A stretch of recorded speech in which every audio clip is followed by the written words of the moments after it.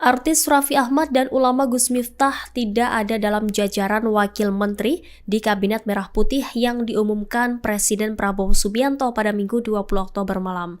Sebelumnya, keduanya juga tidak hadir di Hambalang, Bogor saat Prabowo memberikan pembekalan kepada calon menterinya pada Kamis lalu. Politisi PAN Bima Arya menyebut keduanya mungkin mendapatkan tugas yang berbeda. Bima mengaku mendengar kabar bahwa Raffi Ahmad mendapat tugas menjadi utusan khusus. Sementara Gus Miftah sendiri sempat mengaku mendapat tugas dari Prabowo untuk mengurus bidang moderasi dan toleransi. Dalam hal ini sekarang saya akan bacakan daftar wakil menteri negara dalam Kabinet Merah Putih periode tahun 2024-2029. 1. Ludwig F. Paulus, S. Hub-In, Wakil Menteri Koordinator Bidang Politik dan Keamanan. Profesor Dr.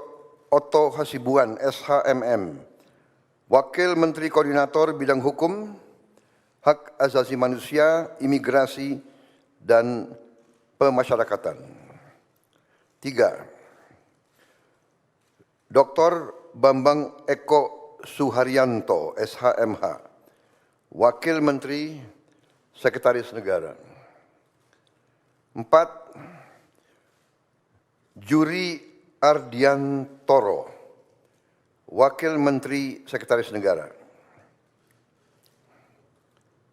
5.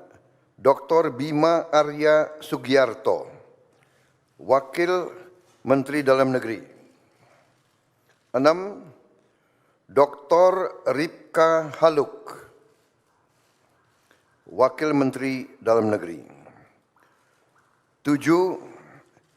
Muhammad Anies Mata,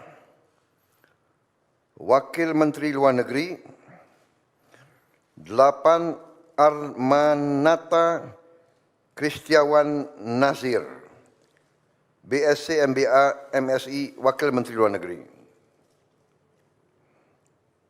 Download Tribun X sekarang, menghadirkan lokal menjadi Indonesia.